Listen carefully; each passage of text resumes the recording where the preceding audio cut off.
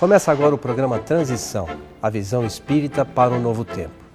Hoje, para nossa alegria, mais uma vez conosco, Sueli Calda-Schuber. Como vai, Sueli? Tudo bem, desejo também que todos os telespectadores estejam bem. Sueli, hoje a gente gostaria de comentar com você, é um assunto que você conhece bem, a mediunidade e o livro dos médiuns. Eu queria que você fizesse inicialmente uma abordagem sobre o livro dos médiuns, que esse ano, em janeiro, completou 150 anos do seu lançamento.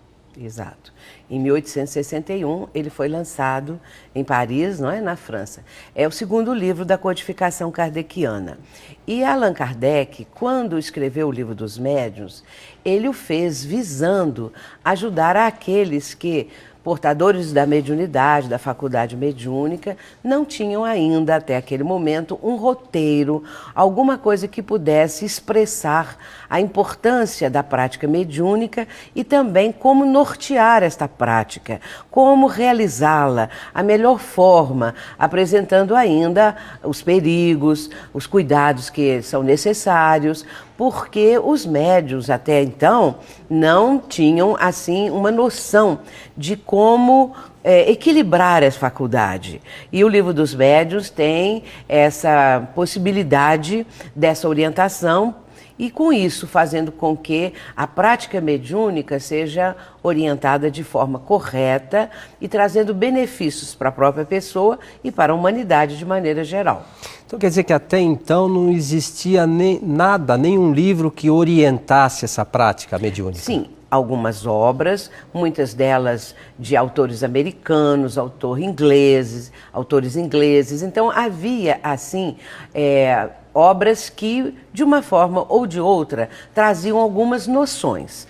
Mas com a característica de O Livro dos Médiuns, foi a primeira, porque Allan Kardec, ele não apenas vai comprovar a existência da faculdade mediúnica, comprovar a autenticidade do fenômeno, como também mostrar como controlar o fenômeno. Porque se nós olharmos a história da humanidade, nós vamos verificar que os fatos mediúnicos sempre existiram. Sabemos que as tribos mais primitivas têm os seus pajés, os seus feiticeiros, tinham e têm até os dias de hoje, né, o intercâmbio com aqueles que já haviam morrido, né, os mortos, e isso é uma coisa natural. O xamanismo, por exemplo, é uma prática muito antiga, quase como quando o mundo é mundo. Então o xamanismo, os xamãs eram os médiuns, são os médiuns, existe até hoje, não é? Portanto, sempre existiu. Agora, era uma coisa assim natural, as pessoas davam passividade aos espíritos, os que tinham assim uma incumbência, os profetas, os oráculos, as pitonisas, mas não havia a noção do controle.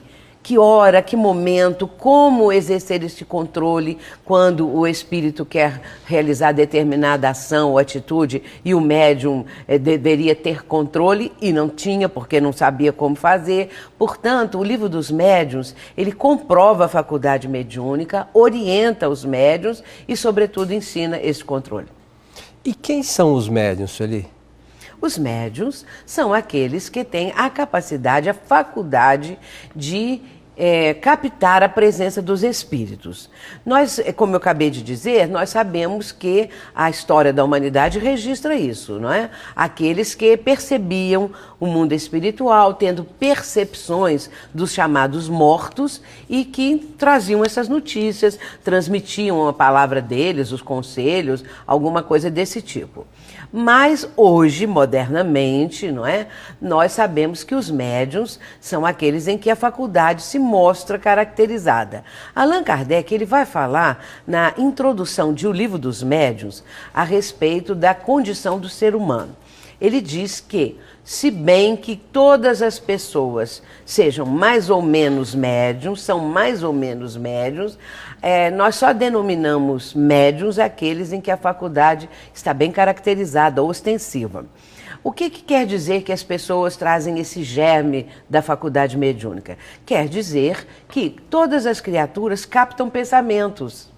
só que não sabem que estão captando. Imaginemos o que representa, em números redondos, a população mundial de encarnados. 6 bilhões de pessoas pensando, emitindo pensamentos. E nós também. Fazemos parte, como diz Emmanuel, de um grande oceano de pensamentos. Estamos mergulhados nessa psicosfera. Portanto, pessoas existem com uma certa sensibilidade que captam pensamentos, mas não têm noção disso.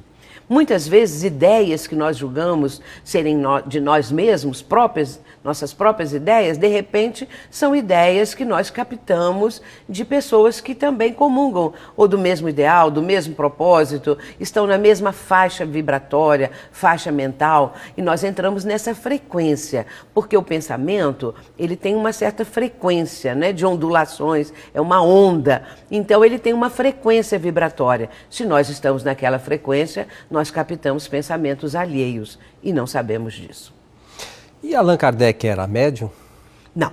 Allan Kardec não era médium nesse sentido de médium ostensivo. Ele nunca exerceu a faculdade mediúnica porque ele não trazia a faculdade de uma forma que pudesse ser trabalhada, como se diz em espiritismo, desenvolvida, educada, a faculdade. Ele tinha, logicamente, a intuição. Eu sempre digo que quando Allan Kardec estava escrevendo, quando Allan Kardec estava pesquisando os fenômenos mediúnicos, aquilo que ele ia encontrando, de certa maneira, era uma relembrança. Como aconteceu com Chico Xavier, em programas que fizemos aqui, nós já falamos um pouco sobre Chico Xavier e mencionamos que para Chico, para médiuns desse nível, de altíssimo nível, né? Eles têm uma lembrança do passado, da vida do mundo espiritual, e quando estão no plano terreno, eles têm esses flashes de lembranças. E no caso de Allan Kardec, com tanta naturalidade, ele vai escrever sobre o assunto. E temos que considerar que ele teve muito pouco tempo. Quando ele lançou o primeiro livro, ele era o professor pedagogo famoso na França, Hippolyte Léon Denisard Rivail. Quando ele vai lançar o Livro dos Espíritos, fruto da comunicação dos Espíritos e também dos comentários que ele faz, ali estão 1019 perguntas na edição definitiva, Allan Kardec, então, vai colocando aquelas ideias, ele vai comentando aquilo que os espíritos traziam, né, através dos médiuns, mas ele próprio não tinha a faculdade, não estava ali sendo um médium dos espíritos. Mas ele tinha conhecimento prévio, porque sendo missionário, ele estava bem capacitado para exercer isso. Muito bem, então em 1857, ele lança o Livro dos Espíritos. Naquele momento, logo em seguida, em 1858, ele vai lançar a coleção da Revista Espírita, o primeiro número, né? E que ele vai colocar como subtítulo Jornal de Estudos Psicológicos. Olha, a psicologia era recém-nascida naquela época e Kardec já estava bem antenado com aquilo que era o moderno da época, né? A última palavra da época. Então, ele já tem essa visão. E depois ele vai, então, fundar também a Sociedade Parisiense de Estudos Espíritas.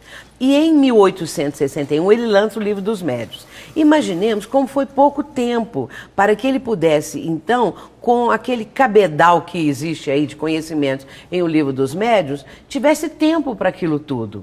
Por isso é que eu digo que ele era tão capacitado que ele já trazia esses arquivos na sua memória, né, no seu acervo espiritual, e aí deu conta do trabalho. Dentro da mediunidade, existem algumas questões que algumas regiões, inclusive cristãs, abordam de maneira diferente a que os espíritas abordam. Então, na sua visão, existem pessoas possuídas por demônio? Allan Kardec aborda isso, viu? Nas suas obras. Em O Livro dos Médiuns, ele vai falar a respeito da possessão. Pessoas subjugadas por espíritos que têm propósitos maléficos, não é? Porque tanto existem os bons espíritos como existem os inferiores, os maus, e existem os medianos, que estão mais ou menos aí no meio, não é? E então, espíritos, que são espíritos? Quem são esses chamados de demônios obsessores? As almas dos homens, das criaturas, espíritos, não é? Espíritos inferiores. A visão que o espiritismo apresenta é uma visão que faz justiça a Deus.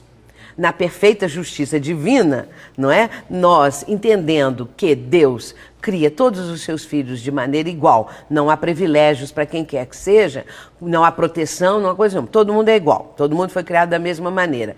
Então pode-se entender que Deus não iria criar demônios voltados perpetuamente para o mal. São espíritos que deram preferência a esse tipo de vivência, pelo ódio, pelo rancor, pela vingança, pela própria inferioridade, e aí se tornam perseguidores das pessoas, vão prejudicar as criaturas, e nesse caso, chamados de demônios. Muitos fazem maldades mesmo, não é?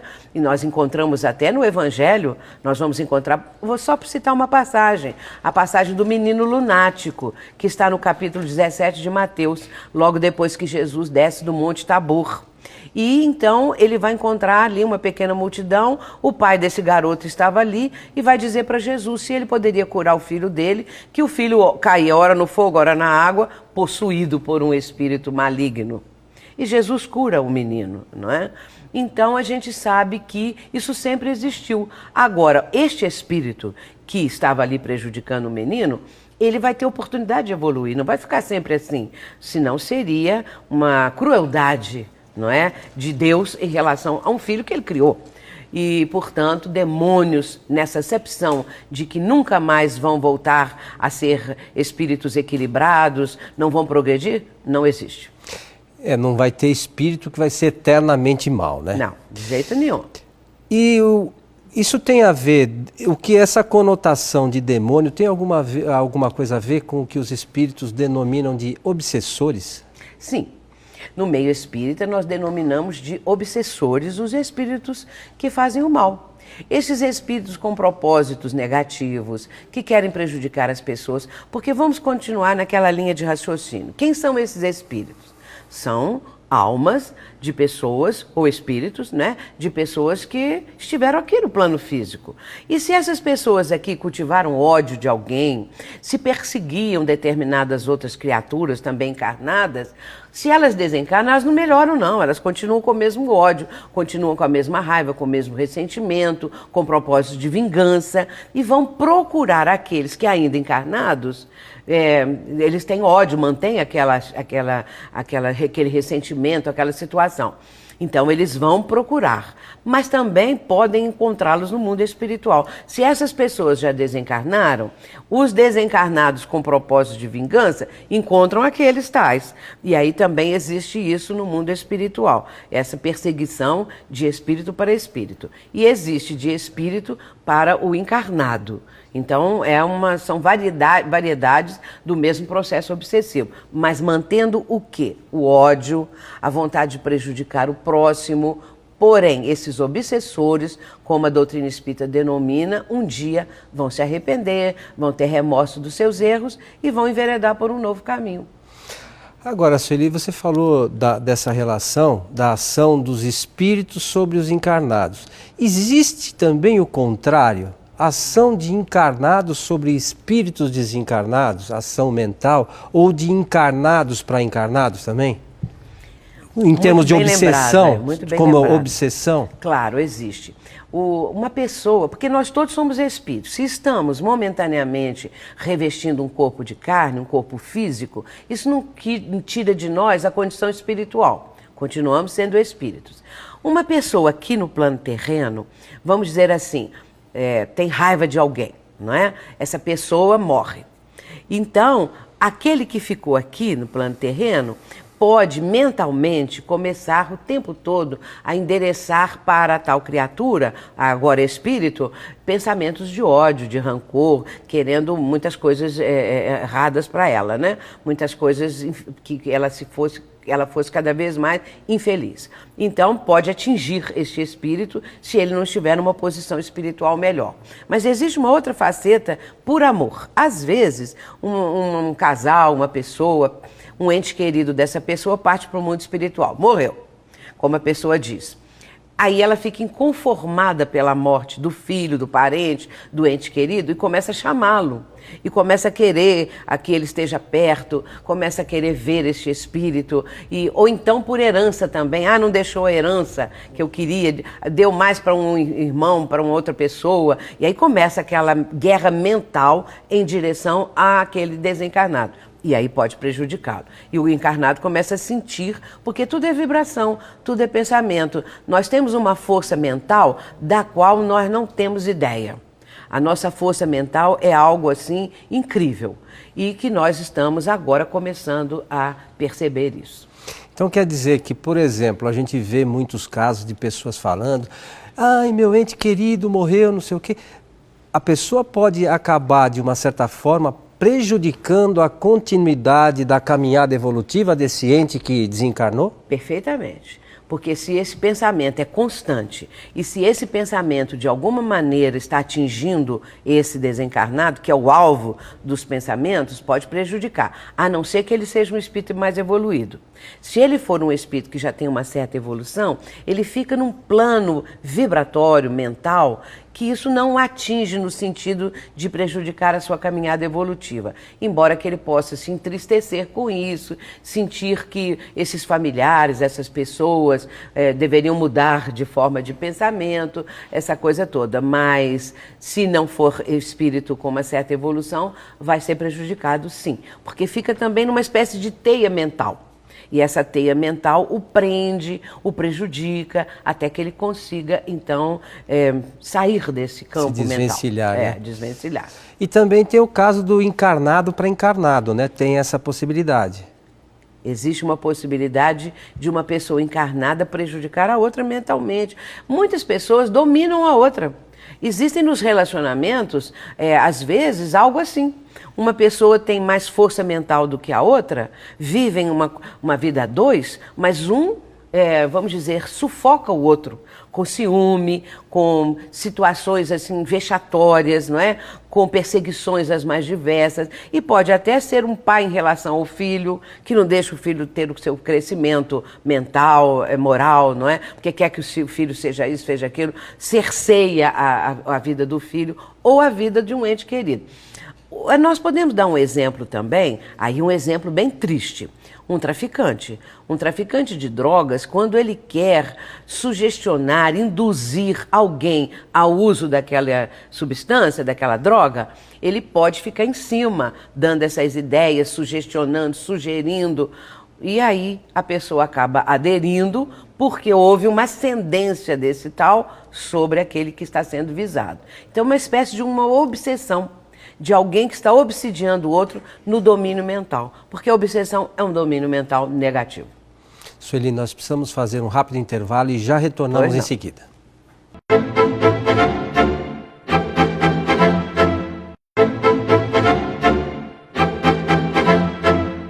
Estamos de volta com o programa Transição, hoje com Sueli Caldas-Schubert, abordando o tema mediunidade e o livro dos médiuns.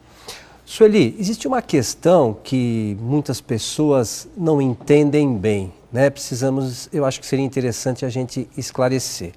No caso de possessão, né, que o livro dos médiuns aborda, o espírito que quer tomar posse, acaba tomando posse, vamos dizer assim, do corpo da pessoa? É a própria palavra dessa ideia, né? Possessão tomou posse. A pessoa está possuída, como se diz, né?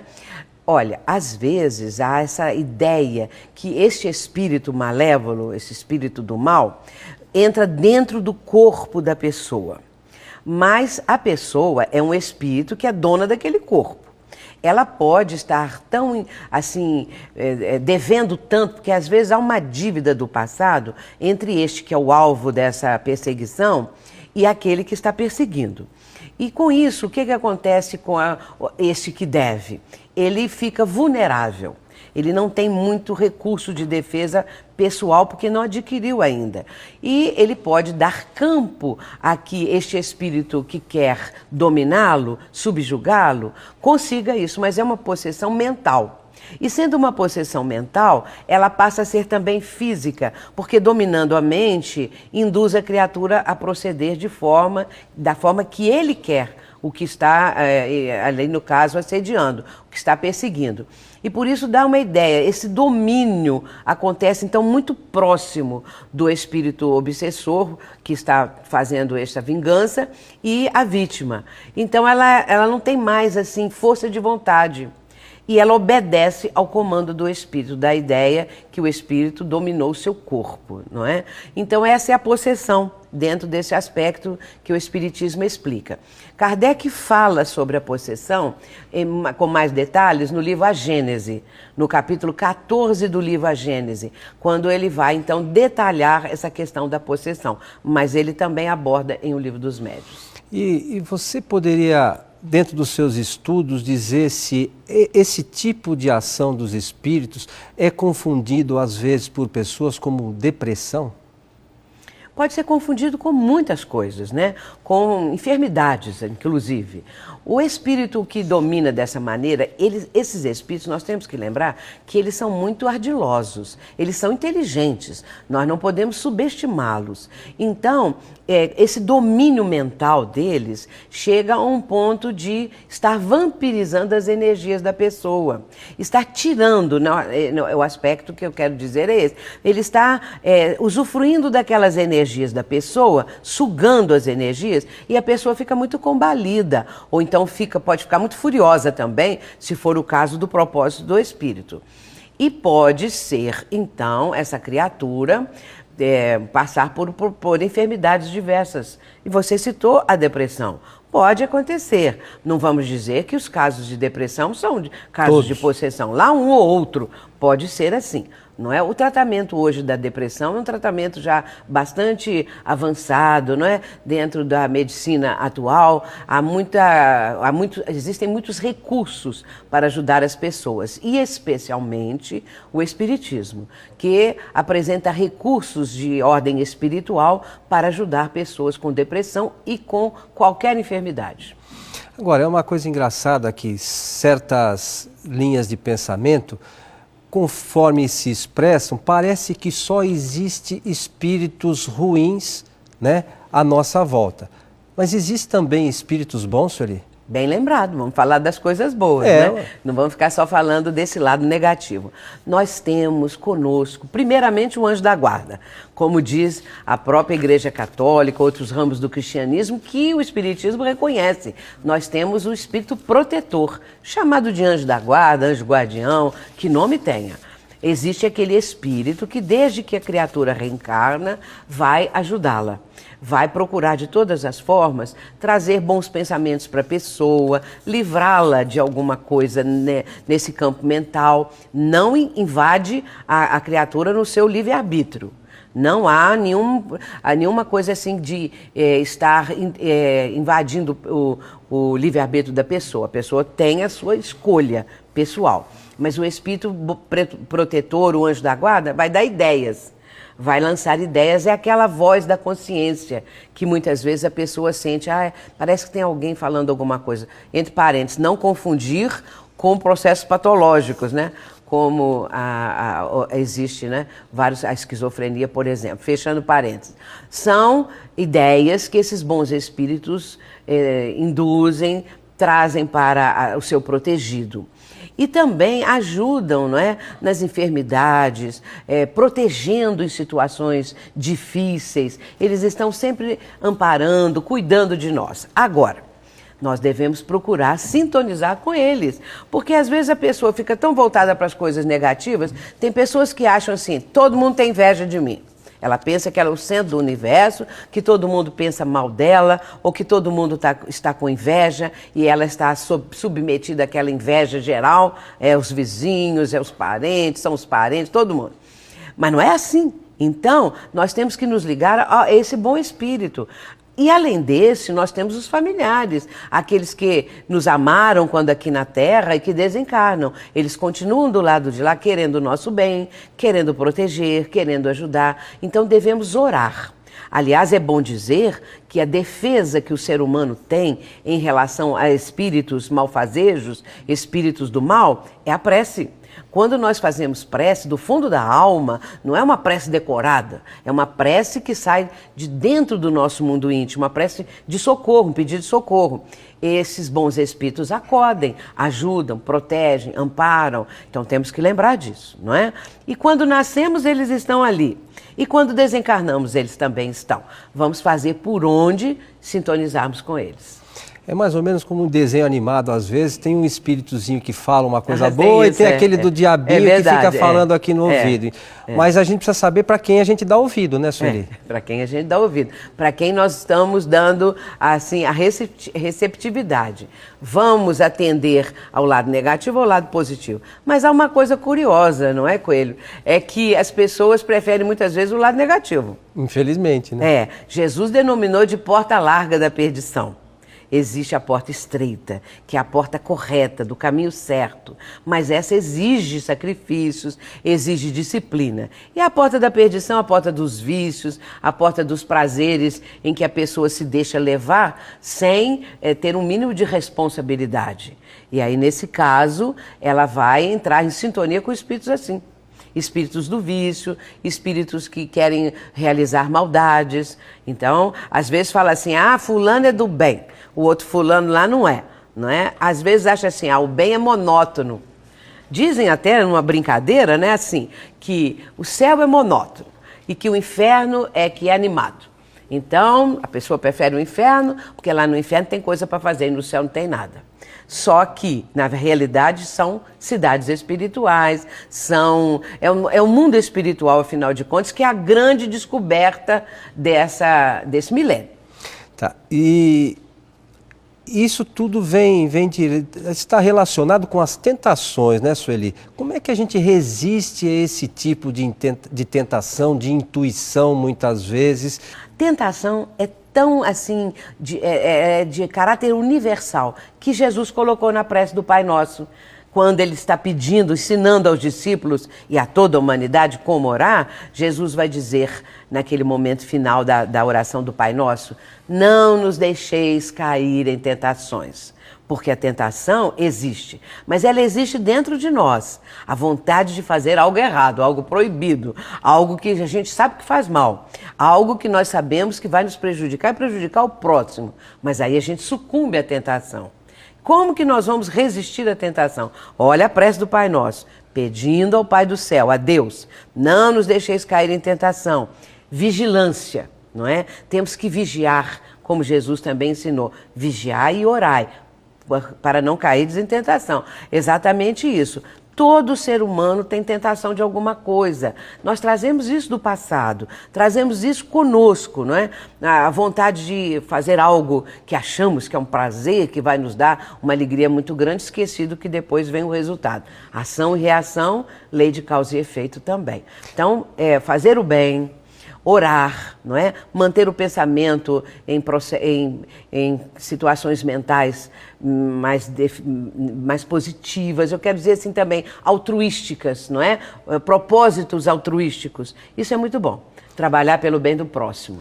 E para encerrar, nós estamos chegando já no finalzinho do nosso programa, como é que o Espiritismo pode auxiliar nesse processo, Sueli?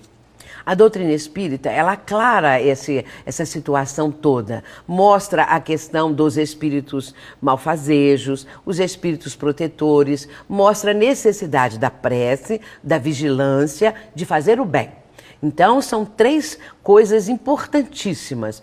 Higienizar a nossa mente, evitar esses pensamentos negativos, pensamentos que nos levam a escorregar no campo minado dos vícios, não é? Para que nós possamos, então, ter aquela felicidade que realmente um dia iremos alcançar na plenitude. No momento, nós estamos ainda com a felicidade que estamos descobrindo em nós. A pessoa precisa ser feliz dentro de si mesma, porque ela vai enxergar o mundo de outra maneira, não é? Então é isso, orar, vigiar, trabalhar no campo do bem, amar. que o amor é a plenitude da vida de todos nós. Sueli, muito obrigado pela tua Eu que presença agradeço, mais muito uma obrigada. vez. Esperamos contar com você outras vezes aqui no Transição. Para nós é uma alegria. Obrigada. E os nossos amigos de casa, a gente espera encontrá-los no próximo Transição, a visão espírita para um novo tempo. Até lá.